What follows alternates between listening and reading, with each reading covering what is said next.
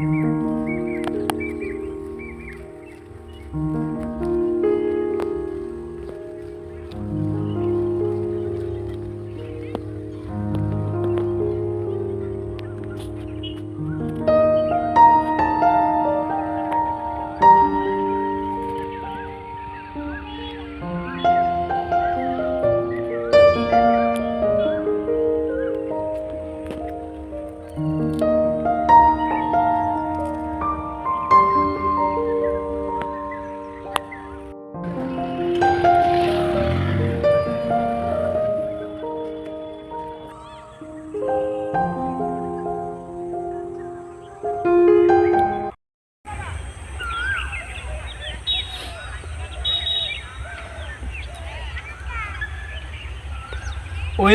To my channel. কেমন আছেন আপনারা? হ্যাঁ, আপনারা অবশ্যই বুঝতে পারছেন আজকে কোথায় এসেছি। আজকে সেই রাজবাড়ির পার্ট 2 অংশ নিয়ে চলে এসেছি। আপনাদের এর আগে দেখিয়েছিলাম পর্ব 1। হ্যাঁ, আমাদের মহিষাদলের যে রাজবাড়ি পার্ট 1 এর আগে আপনাদের দেখিয়েছিলাম এবং অনেক দিন কিন্তু অপেক্ষা করেছি, তার জন্য আমরা অনেকটা দুঃখিত। তো অনেক দিন পরেই আমরা আপডেট হয়ে চলে এসেছি দৈনন্দিন নিত্য নতুন ধামাকাদার ব্লগ ভিডিওর সাথে এই পার্ট 2 ভিডিওতে। আমরা এখন সরাসরি চলে এসেছি মহিষাদল এলাকায় সেই রাজবাড়িতে। এই রাজবাড়ির এখানে আপনারা দেখছেন আমাদের যে রাজা ছিলেন, এই মহিষাদল এলাকার যিনি রাজা ছিলেন তেনার নাম সমূহ, তেনার মূর্তিটি রয়েছে। রাজা সাথী প্রসাদ ঘরগা বাহাদুর, ওনার নামটা আপনারা হয়তো দেখতে পাচ্ছেন। নামটা একটু দেখাও। তো আমরা বিকেলবেলায় খুবই সুন্দর একটা মুহূর্তে চলে এসেছি এবং লোকালিটি কিন্তু যথেষ্ট পরিমাণে আছে। রবিবারের তুলনায় কম, তাও লোক কিন্তু অনেকটাই রয়েছে। তো এই লোকালিটির সাথেই আমরা সুন্দর ভিডিওটি সুন্দরভাবে শ্যুট করব এবং আপনাদের কাছে পৌঁছে দেব। তো চলুন ভ্রমণ করা যাক এই রাজবাড়ির চত্বরটি এবং জানিয়ে দেবো কিছুটা হলেও ইতিহাস। চলুন। দেখুন, ইতিহাস বলতে তেমন কিছু না। ইতিহাস হলো এটাই যে এখানকার যিনি রাজা ছিলেন, রাজা সতীপ্রসাদ গরগা বাহাদুর, তো তিনি কিন্তু এখানে তেনার রাজপ্রাসাদ 3টি তৈরি করেছিলেন। সেই 3টি রাজপ্রাসাদের মধ্যে কিন্তু আজকের এই যে আমার পেছনে দেখতে পাচ্ছেন, এই রাজপ্রাসাদটি এখনও পর্যন্ত সুন্দরতা বজায় রয়েছে। সেই সুন্দর মুহূর্তটি বজায় রেখেছে এবং এখানে বিভিন্ন মুভির শ্যুটিংও হয়, এমনকি সিরিয়ালের পর্যন্ত শ্যুটিং হয়। আর আমাদের যে অনেক দিন আগে হয়েছিল খোকা 420 মুভিটি, সেটিও কিন্তু এইখানেই শ্যুটিং হয়েছিল। হ্যাঁ, সেই গভীর জলের ফিস গানটাও কিন্তু এই মাঠে, আমার পেছনে যে মাঠটি রয়েছে এই মাঠের মধ্যেই এডিট করে প্যান্ডেল বানিয়ে শ্যুট করা হয়েছিল। সেই সময় এই এলাকায় বিভিন্ন পর্যটকের ভিড়ও পরিমাণে জমেছিল, তবে সেই তুলনায় ভিড় আজকে অনেকটাই কম। যেহেতু শ্যুটিং হচ্ছিল সেই জন্য ভিড় ছিল। তো আমরা সেই সুন্দর নিরাপত্তার মাধ্যমেই কিন্তু ভিডিওটি শ্যুট করব এবং পৌঁছে যাব আরও দ্বিতীয় পর্বে, আরও অন্য সাইটে দেখে নেব আরও কিছু কিছু সুন্দর দৃশ্য। তারপরেই কিন্তু আমরা ভিডিও থেকে বিদায় নেব আর জানিয়ে দেব ছোট্ট ছোট্ট ইতিহাস। তো চলুন এবার ধীরে ধীরে এগিয়ে যাব অন্যদিকে। Welcome to my channel. কেমন আছেন সবাই? আশা করি আপনারা ভালো আছেন এবং সেই ভালো থাকার পাশাপাশি চলে এসেছি পর্ব 2 নিয়ে। হ্যাঁ, মেদিনীপুর এলাকার রাজবাড়ির যে পার্ট 2টি বাকি ছিল সেই পার্ট 2টি নিয়ে চলে এসেছি এই সুন্দর ধামাকাদার ব্লগ ভিডিওর সাথে। তো চলুন, যেহেতু ইতিহাসের কথা প্রথমে তোলা হয়েছে তো আমরা কিছুটা হলেও ইতিহাস জেনে নেব। কিছুটা হলেও বলতে এই কিছুটা হলেও ইতিহাসের মধ্যে কিন্তু অনেক ইতিহাস লুকিয়ে রয়েছে। এই রাজবাড়ির যদি ইতিহাস শুরু করা যায় মানে আমাদের অত্যন্ত অতীতকালে চলে যেতে হবে, যখন প্রায় ব্রিটিশ আমল চলতো, যখন প্রায় মোঘল আমল চলতো, সেই সমস্ত দিনে আমাদের চলে যেতে হবে। তখন থেকে শুরু করতে হবে ইতিহাসটি এবং এখনে এসে ইতিহাসটি শেষ হবে ঠিকই, কিন্তু তার মাঝখানেও কিন্তু অনেক ইতিহাস লুকিয়ে থাকবে। সেই রাজাদের পশু পাখি শিকার করা, রাজারা কে কটা পশু পাখি শিকার করেছিলেন, কার কটা পুত্র ছিলেন, এই সমস্ত কিছু জানাতে গেলে কিন্তু এই 16 থেকে 17 মিনিটের ভিডিওর মধ্যে সম্ভব হবে না। তো আমরা এই পর্ব 2-এর মাধ্যমে ছোট্ট করে হলেও ইতিহাসটি জানিয়ে দেব।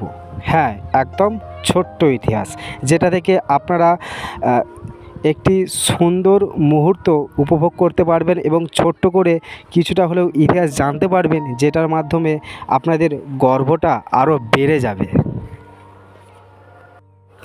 দেখুন, মোগল আমলে দিল্লি থেকে কিন্তু এই মেদিনীপুরেই সর্বপ্রথম গড়ে উঠেছিল রাজবাড়ি। এর সাথে জড়িয়ে আছে বহু অজানা ইতিহাস, যার খোঁজ হয়তো অনেকে জানেন না। কলকাতা থেকে প্রায় 170 কিলোমিটার দূরে অবস্থিত এই রাজবাড়িটি আজও জানান দেয় কত পুরনো বহু ইতিহাস। এই রাজবাড়ির যে পরিবার ছিলেন, যে রাজারা ছিলেন, সেই রাজারা কিন্তু মোট 3টি রাজবাড়ি গঠন করেছিলেন এই মেদিনীপুরের বুকে। হ্যাঁ, পূর্ব মেদিনীপুরের বুকে এই মহিষাদল এলাকায়। তার মধ্যে 2টো এখনও রয়েছে। একটি রাজবাড়িতে এখনও পর্যন্ত রাজপরিবারের বিভিন্ন বংশধর বা সদস্যরা বসবাস করেন, আর একটি রাজবাড়ি এখনও প্রায় ভগ্ন অবস্থায় রয়েছে।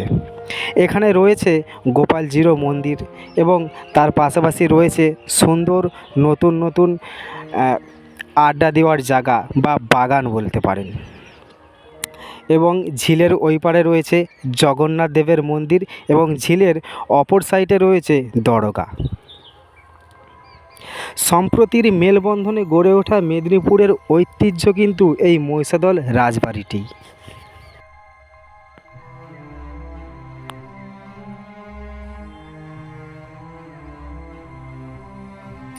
আমরা এখন রয়েছি একটি ছোট্ট বাগানের মধ্যে, ঠিক যেমন রাজপ্রাসাদের সাইডে আগে কিন্তু দুর্দান্ত আরও সৌন্দর্যময়ী বাগান ছিল, তো এখন ধীরে ধীরে কমতে কমতে আপডেট হতে ছোট বাগানে পরিণত হয়েছে। এবং পাশেই রয়েছে একটি আম গাছ, তার মধ্যে কিন্তু সুন্দরভাবে একটি নিষেধাজ্ঞা জারি করা হয়েছে। যত্রতত্র প্রস্রাব করা নিষেধ, প্রস্রাব করিলে জরিমানা হইবে, আদেশ অনুসারে রাজবাড়ি কর্তৃপক্ষ। কেউ কিন্তু ভুল করে এখানে পেশাব করিবেন না। আসলে কিন্তু বিজ্ঞাপনটা অবশ্যই দেখে নেবেন যে নিষেধাজ্ঞা জারি করেছেন এখানকার রাজপ্রাসাদের কর্তৃপক্ষ, সেইগুলো কিন্তু আমাদের মেনে চলতে হবে। সমস্ত রুল অ্যান্ড রেগুলেশন ফলো করে তো আমরা এখানে ভ্রমণ করবই, তার পাশাপাশি কিন্তু আরও কিছু দৃশ্য বাকি রয়ে যাচ্ছে। হ্যাঁ, যেই জায়গাগুলো আমরা প্রবেশ করতে পারিনি, হয়তো এখন কোনো কারণে পারমিশন এখনও দেওয়া হয়নি, তো পরবর্তী সময়ে পারমিশন অবশ্যই দেওয়া হবে। কোনো একটা সূত্র ধরে আমরা এগিয়ে যাব। হ্যাঁ, কোনো একটা সূত্র ধরে আমরা আরও একটি ভিডিও নিয়ে আসবো পর্ব 3।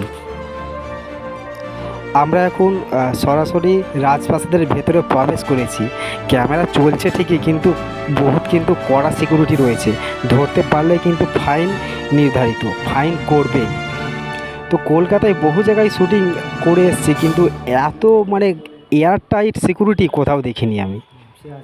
প্রচণ্ড সিকিউরিটির চাপ।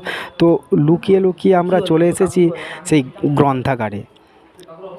এখানে কিন্তু রাজরাজারা যে সমস্ত বই পড়তেন সেই সমস্ত বইগুলি রয়েছে। বুক স্টল, বইগুলি যদি একটি খুলে দেখা যেত খুবই ভালো লাগতো। তা যাই হোক, ক্যামেরা বেশিক্ষণ ভেতরে চালাতে পারলাম না, তো আমরা সরাসরি চলে এসেছি বাইরে। এবং রাজপ্রাসাদের নিকটেই রয়েছে একটি সুন্দর সুন্দর আকর্ষণীয় কফি হাউস। তবে কফি হাউস যেহেতু নাম হয়েছে, এর রেট কিন্তু অনেক ভাই। এই যে এই সুন্দর কফি হাউসটি দেখছেন, এইখানে কিন্তু কফির দাম 40 টাকা পার কফি এবং চা খেলে 25 টাকা দাম। হ্যাঁ, তবে কিন্তু টেস্টি হয়, সুন্দরভাবে তৈরি করা হয়। যারা একটু মিষ্টি কম খান তাদের কিন্তু বলে দিতে হবে যে মিষ্টি কম খায়, তা না হলে এরা কিন্তু একটু মিষ্টি বেশিই দিয়ে তৈরি করে। এবং তার পাশাপাশি রয়েছে বাইক পার্কিং জোন। এখানে আপনারা বাইকে করে যদি আসেন পার্ক করতে পারবেন।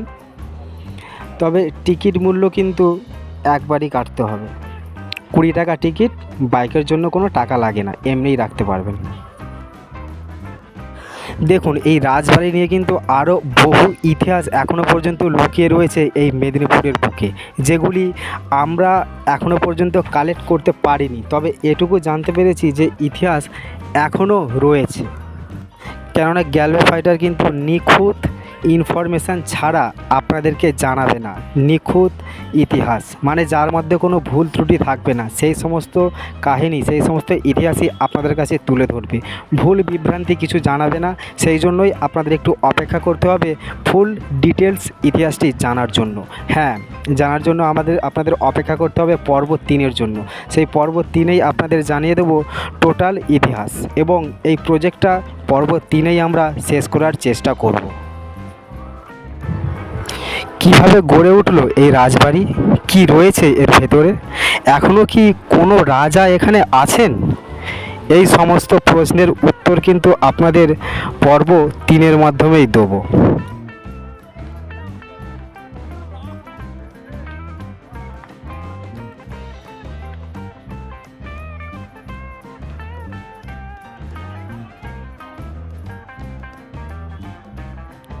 আমরা এখন রয়েছি একটি ছোট্ট মাটির ঢিলির ওপরের মধ্যে। হ্যাঁ, ঠিক যেন পাহাড়ের মতো, অনেকটাই উঁচু, কিন্তু এখান থেকে প্রায় আপনার 15 থেকে 20 ফুট উচ্চতা রয়েছে। এবং এখান থেকে কিন্তু আমরা সরাসরি চলে যাব ওই দিকটাতে রয়েছে গোপালজির মন্দির। হ্যাঁ, এদিকটাতে আমরা এইদিকটাতে ভ্রমণ করেছি রাজপ্রাসাদ, আপনারা দেখতে পাচ্ছেন ওই যে রাজপ্রাসাদে একটাতে ভ্রমণ করলাম। এবার ওখান থেকে সরাসরি আমরা চলে যাব গোপালজির মন্দিরে। এই ছোট্ট একটি জঙ্গলের মধ্য দিয়েই যেতে হবে ওই এলাকায়, এবং ওখানে যাব, মন্দিরটিও আপনাদের দেখাবো। তারপর ধীরে ধীরে আরও কিছুটা অংশ আমরা ভ্রমণ করব। তো চলুন এগিয়ে যাওয়া যাক। দেখুন, দু সাইডে দুটি ছোট্ট ছোট্ট জঙ্গলের মাঝখানে কিন্তু রয়েছে একটি সুন্দর মায়াবী ঝিল, আর এরকমই ঝিল কিন্তু অন্য সাইডে আরও রয়েছে, এবং সেই ঝিলেরই ওই পারে কিন্তু রয়েছে দরগা। এই পর্ব 3-এর মাধ্যমেই আপনাদের দর্শন করাবো দরগা এবং আরও আশেপাশের কিছু জিনিস, যেগুলোর মাধ্যমে আপনাদের সেই পুরনো দিনের আরও কিছু ইতিহাসটি জানাতে অনেকটাই সুবিধা হবে, এবং আপনারা বুঝতেও পারবেন। সেই জিনিসগুলো যদি আমি দেখাতে না পারি, ইতিহাসটা শুরু করি, তাহলে মানানসই হবে না। সেই জন্য আমরা বেছে নিয়েছি পর্ব 3। তো আমরা এবার সরাসরি চলে এসেছি গোপালজির মন্দিরের নিকটবর্তী এলাকায়। হ্যাঁ, এখানটিতেও একটি ঝিল রয়েছে, ঝিলের ওই পারেই রয়েছে গোপালজির মন্দিরটি। তো আমরা ঝিলের পাড় ধরেই এগিয়ে যাব মন্দিরটির দিকে। এই ঝিলের পাড়েই কিন্তু রয়েছে একটি সুন্দর রেস্টুরেন্ট, আপনারা এখানে ডিনার করতে পারেন বা লাঞ্চ করতে পারেন, টিফিনও সারতে পারেন, সমস্ত কিছুই ব্যবস্থা এখানে রয়েছে, এবং থাকা খাওয়ারও সুব্যবস্থা রয়েছে। কোথায় থাকবেন, কিভাবে আসবেন, সমস্ত কিছুই আপনাদের পর্ব 3-এর মাধ্যমে জানিয়ে দেব। আর কিভাবে আসবেন এই কথাটি আপনাদের বলছি ঠিকই, কিন্তু আমার যে সমস্ত ক্লায়েন্ট রয়েছে, যে সমস্ত ব্যক্তিরা আমার ভিডিও দেখে থাকেন, তেনারা অবশ্যই জানেন এই লোকেশানটা কোথায়, এবং সমস্ত অ্যাড্রেসও জানেন। সেই জন্য আমি এই ভিডিওর মাধ্যমে কিছু অ্যাড্রেস জানাবো না, সরাসরি চলে যাব পর্ব 3-এ, এবং 3-এর মাধ্যমে আপনাদের সম্পূর্ণ ইতিহাসটি শেষ করব, এবং এই প্রজেক্টটিও শেষ করব। তো আমরা চলে এসেছি গোপালজির মন্দিরের নিকটে, তার পাশেই রয়েছে একটি মিষ্টির দোকান। এখান থেকে আপনারা প্যাঁড়া ছাড়া কিন্তু কিছু পাবেন না, প্যাঁড়া নিয়ে নেবেন, প্যাঁড়া নিয়ে পুজো দেবেন। কেন জানি না শুধু প্যাঁড়া রাখে, প্যাঁড়াটা লং লাস্টিং তো, ওই জন্য হয়তো রাখে, অনেক দিন ভালো থাকে। সবাই মানে প্যাঁড়া দিয়েই পুজো দিচ্ছে, ঈশ্বর শুধু প্যাঁড়া খেয়েই থাকবেন সারাদিন। আর আপনারা যদি পুজো দিতে চান তো পারেন, তো বাইরে থেকে ভালো ভালো সন্দেশ নিয়ে আসবেন।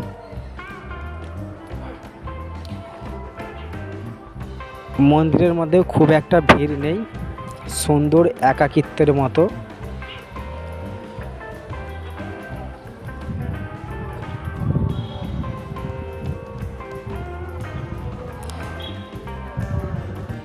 আমরা কিন্তু এগিয়ে যাব সন্ধ্যের মুহূর্তে। হ্যাঁ, সন্ধে হয়ে এসেছে, সেই সন্ধেবেলায় রাজবাড়ির ভেতরের অংশে, মানে রাজবাড়ির যে বাউন্ডারি রয়েছে সেই অংশে লাইটিংয়ের কি খেলাটি করেছে, মানে লাইটিংয়ের ব্যবস্থা কীরকম রয়েছে, সেই লাইটিং সিস্টেমটাও আমরা একটু দেখে নেব। এখানে রয়েছে জগন্নাথ দেবের মূর্তি, জগন্নাথ দেব এবং বলরাম সুভদ্রা এনারা 3 ভাই বোনই এখানে রয়েছেন এবং পূজাও করা হয় দৈনন্দিন রুল রেগুলেশন অনুযায়ী।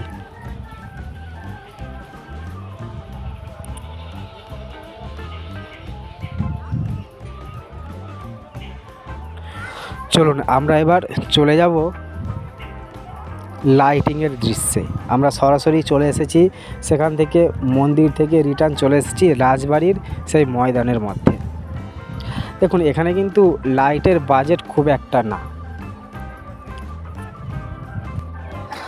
সুন্দর খুব একটা লাইটের খেলা নেই, তবে এতেই কিন্তু সৌন্দর্যতা ভরিয়ে তুলেছে, এতেই কিন্তু সৌন্দর্যতা অনেকটা পেয়েছে।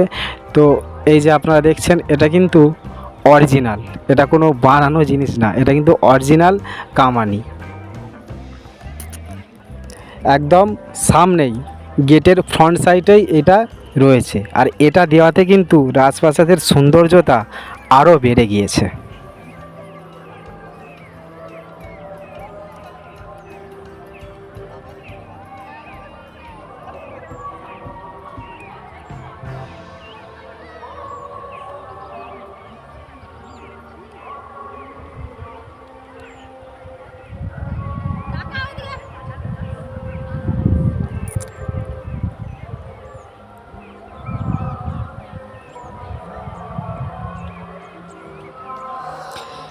আমরা পর্ব 3-এর মাধ্যমে আপনাদের জানিয়ে দেব রাজপ্রাসাদের পূর্ব গলার্ধে, হ্যাঁ পূর্ব দিকে, মানে রাজপ্রাসাদের যে পেছন দিকের সাইডটি রয়েছে সেই পেছন দিকেও কিন্তু একটি দুর্দান্ত প্রাকৃতিক দৃশ্য রয়েছে। প্রাকৃতিক দৃশ্যের সাথে আরও কিছু রাজরাজাদের ঐতিহাসিক জিনিস লুকিয়ে রয়েছে, যেগুলির কেন জানি না এই মুহূর্তে পারমিশন নেই ওই এলাকায় প্রবেশ করার।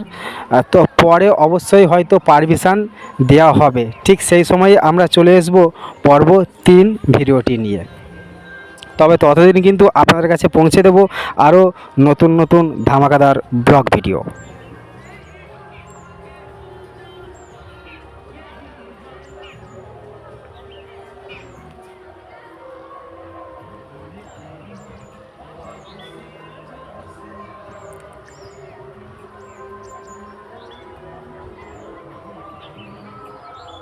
তো বন্ধুরা, কেমন লাগলো আপনাদের পর্ব 2 ভিডিওটি, হ্যাঁ রাজপ্রাসাদের পার্ট 2 ভিডিওটি। আশা করি আপনাদের ভালো লেগেছে, এবং ভালো লাগলে অবশ্যই লাইক করবেন।